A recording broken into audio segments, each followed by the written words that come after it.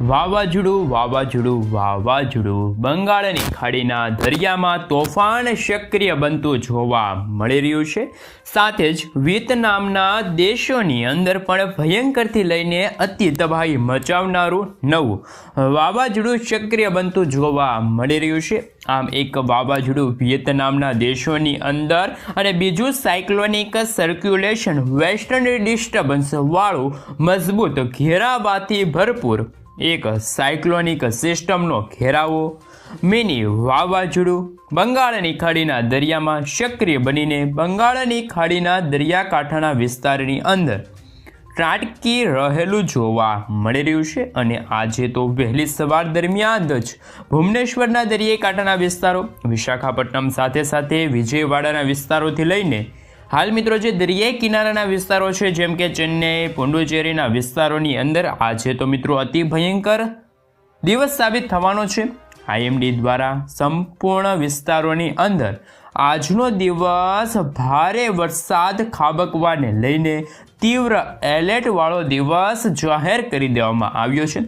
તમે લાઈવ જોઈ શકો છો આ વિસ્તારોમાં સાયક્લોનિક સિસ્ટમની મજબૂત ઘેરાવા બનવાના કારણે વરસાદ ભૂક્કા કાઢી નાખે તેને લઈને હાલ રેડ એલર્ટની સાથે યલો એલર્ટ અને ઓરેન્જ એલર્ટનું સિગ્નલ હાલ બંગાળની ખાડીના દરિયાકાંઠાના વિસ્તારોમાં દર્શાવવામાં આવી રહ્યું છે, જેમની અસર ગુજરાતના વાતાવરણ ઉપર ઠંડા અને ભેજયુક્ત પવનોનો એક તીવ્ર મારો હવે વધતો જોવા મળી રહ્યો છે. ભેજનું પ્રમાણ વધતું હોવાના કારણે ઉત્તર ભારતના વિસ્તારોથી લઈને અત્યાર બંગાળની ખાડીના દરિયાઈ કાંઠાના સંપૂર્ણ વિસ્તારોમાં એક મજબૂત સિસ્ટમનો પટ્ટો લંબાઈને તીવ્ર અસર દર્શાવતો જોવા મળી રહેલો છે. સાથે જ અત્યારે વિયેતનામના દેશોથી લઈને બંગાળની ખાડી અને અરબ સાગરના ઊંડાણવાળા દરિયામાં સતત દિવસે ને દિવસે હલચલ હવે તીવ્ર બનીને ભારે અસર દર્શાવતી જોવા મળી રહેલી છે.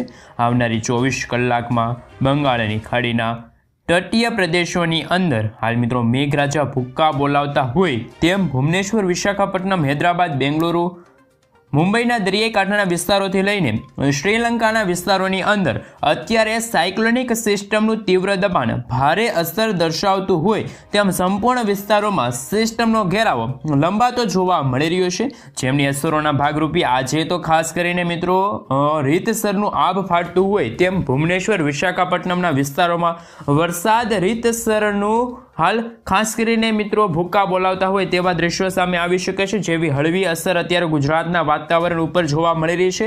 હાલ ગુજરાતના વાતાવરણની અંદર ઓચિંતાનો મોટો ફેરફાર આવી રહ્યો છે, જેમાં પણ મિત્રો ખાસ કરીને ફેરફારની સાથે સાથે વાતાવરણની અંદર બદલાવ આવવાના કારણે ગુજરાત રાજ્ય ઉપર ઘોર અંધકારની સાથે વાદળ છવાયું વાતાવરણ ગુજરાતમાં જોવા મળી રહ્યું છે. અને મિત્રો ગુજરાતના ભિન્ન ભિન્ન જિલ્લાઓમાં ભારે અસર અત્યારે દર્શાવવામાં આવી રહી છે.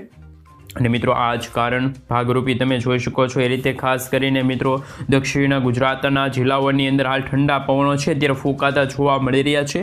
પવનના વાયરા હવેથી ફૂંકાતા હોવાના કારણે તમે લાઈવ જોઈ શકો છો ઉત્તર ભારતના ખાસ કરીને હિમાલયના વિસ્તારોથી લઈને પાકિસ્તાનના વિસ્તારોથી લઈને આવી રહેલા ભેજયુક્ત પવનોના મારા હવે ખાસ કરીને મિત્રો ગુજરાતના વાતાવરણની અંદર દિવસે ને દિવસે ભેજનું પ્રમાણ વધારતા જોવા મળી રહ્યા છે, જેમની અસરોના ભાગરૂપે ઉત્તર ગુજરાત અને રાજસ્થાનના સરહદી વિસ્તારોથી લઈને ઠંડીનું પ્રમાણ હવે વધતું જોવા મળી રહ્યું છે. અને ભયંકર ઠંડી ગુજરાતના ભિન્ન ભિન્ન પંથકોમાં પડતી હોવાના ભાગરૂપે અત્યારે હાલ હવામાન નિષ્ણાંત અંબાલાલ પટેલ અને મિત્રો ખાસ કરીને પરેશ ગોસ્વામી દ્વારા પણ ખાસ કરીને ગુજરાત માટે નવી આગાહી છે અત્યારે કરવામાં આવી રહેલી છે. હવે દર્શક મિત્રો તમે જોઈ શકો છો બંગાળની ખાડીમાં પણ હવે વાતાવરણમાં મોટી અસ્થિરતા ઉત્પન્ન થતી જોવા મળી રહી છે. અને મિત્રો હાલ તમે જોઈ શકો છો એમ આજે ખાસ કરીને મિત્રો વાતાવરણમાં મોટા ભાગના ફેરફાર આવવાના કારણે જ અત્યારે કંઈ વાતાવરણ સમજાતું નથી એવું વાતાવરણ છે અત્યારે જોવા મળી રહ્યું છે. એટલે કે અસ્થિરતાના ભાગરૂપે જ અત્યારે હાલ વાતાવરણ બગડતું હોય એવા સમાચાર મળી રહ્યા છે. અને મિત્રો આ વિસ્તારની અંદર એલર્ટ જાહેર કરવામાં આવ્યું છે. સાથે સાથે હિમાચલના પંથકોથી લઈને દિલ્હી, ગ્વાલિયર, અલ્હાબાદના વિસ્તારોની અંદર, નેપાળના વિસ્તારોની અંદર પણ અત્યારે ઉત્તર ભારતના જે વિસ્તારો છે ત્યાં પણ મિત્રો હવે દિવસે ને દિવસે ખાસ કરીને મિત્રો કહી શકાય કે એ રીતે મિત્રો હવે ઠંડી છે પડતી હોય એવા દ્રશ્યો પણ હવે સામે આવી રહ્યા છે. એટલે કે મિત્રો વાતાવરણીય અસ્થિરતા જોવા મળી રહી છે.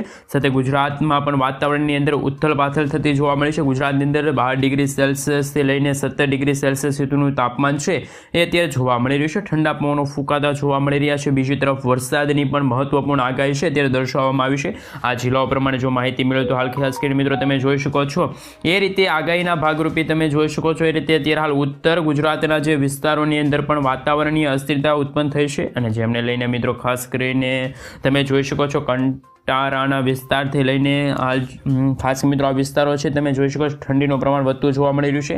વાંકાનેરના વિસ્તારથી લઈને ચોટીલા, રાજકોટ, હાલ ખાસ કરીને મિત્રો તમે જોઈ શકો છો જામનગર, લાલપુરથી લઈને કાળાવડ, ખંભાળિયાના વિસ્તારની અંદર, મોરબીના વિસ્તારથી લઈને સુરેન્દ્રનગર, ખાસ કરીને મિત્રો તમે જોઈ શકો છો હાળવડના વિસ્તારથી લઈને 12 ડિગ્રી સેલ્સિયસ સુધીનું તાપમાન છે જોવા મળી રહ્યું છે. કડકડતી ઠંડીનો માહોલ જોવા મળી રહ્યું છે.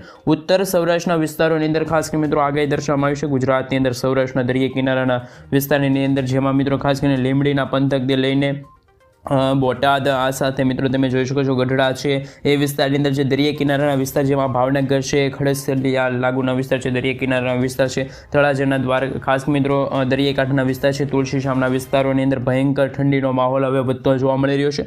તોફાની પવનો ફૂંકાતા જોવા મળી રહ્યા છે. ખાસ મિત્રો કોડીનારથી લઈને વેરાવળ અને ઉનાના પંથકોની અંદર, માંગરોળના વિસ્તારથી લઈને મિત્રો તમે જોઈ શકો છો એ રીતના કેશોદના વિસ્તારની અંદર હાલ તમે જોઈ શકો છો એ રીતે વાતાવરણની અસ્થિરતા જોવા મળી છે. પોરબંદરના જિલ્લાઓની અંદર જૂનાગઢના વિસ્તારથી લઈને ઠંડીનો પારો છે એ ગગડીના ભારે અસર દર્શાવતો જોવા મળી રહ્યો છે. ભાણવડ, ખંભાળિયાથી લઈને ભાટિયાથી લઈને દેવભૂમિ, દ્વારકાના વિસ્તારથી લઈને ઓખા બંદરથી લઈને તમે જોઈ શકો છો ઠંડીનું મોજું છે ફરી વળ્યું જોવા મળી રહ્યું છે. અને મધ્ય સૌરાષ્ટ્રના પંથકોની અંદર જસદણ, બોટાદ, ચોટીલાના ભાગોની અંદર, ગોંડલ પંથકની અંદર તમે જોઈ શકો છો આમ સૌરાષ્ટ્રના સંપૂર્ણ વિસ્તારોમાં ભયંકર ઠંડી પડતી જોવા મળી રહેલી છે. ઠંડીની સાથે સાથે હવે મિત્રો ગુજરાત ઉપર પણ આવનારા દિવસોની અંદર ખાસ કરીને મિત્રો તમે જોઈ શકો છો એ રીતે રોગચાળો વધતો હોય તેવી હાલ ખાસ કરીને આગાહી દર્શાવવામાં આવી છે. સૌરાષ્ટ્રના દરિયાકાંઠાના વિસ્તારોમાં તમે જોઈ શકો છો એ રીતે વાતાવરણની અસ્થિરતા છે એ પણ અત્યારે બનતી જોવા મળી રહી છે. ખરેખર વાતાવરણ અત્યારે બગડતું હોય એ રીતનો માહોલ પણ અત્યારે હવે જોવા મળી રહ્યો છે. આ સાથે મિત્રો આગાહીના ભાગરૂપે ભિન્ન ભિન્ન જિલ્લાઓ માટે આગાહી દર્શાવવામાં આવી રહી છે. આ મિત્રો સૌરાષ્ટ્રના સંપૂર્ણ વિસ્તારની અંદર હાલ ખાસ કરીને મિત્રો ફરી એકવાર વાદળછાયા વાતાવરણ વચ્ચે હાલ નવી આગાહી છે અત્યારે દર્શાવવામાં આવી રહી છે.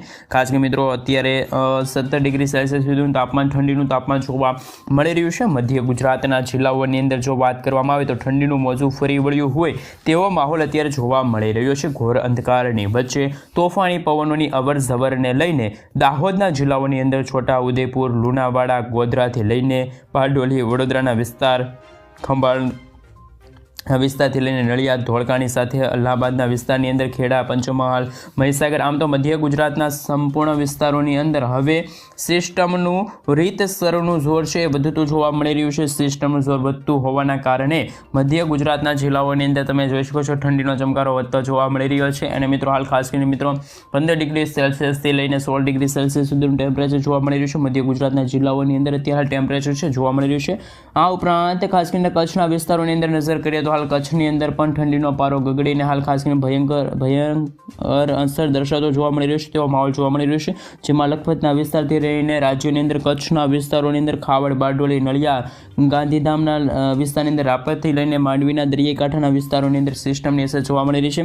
હલચલ વધતી હોવાના ભાગરૂપે જ મિત્રો ઘોર અંધકારની વચ્ચે કચ્છના સંપૂર્ણ વિસ્તારોની અંદર આ વિસ્તારોની અંદર વાદળછાયું વાતાવરણ છે સવાતો જોવા મળી રહ્યું છે. અને જેના કારણે વાદળોના ઘેરાવા પણ હવે વાતાવરણની અંદર જોવા મળી રહ્યા છે અને નવા ખાસ કરીને ઝાપટા સ્વરૂપે માહોલ છે વરસાદી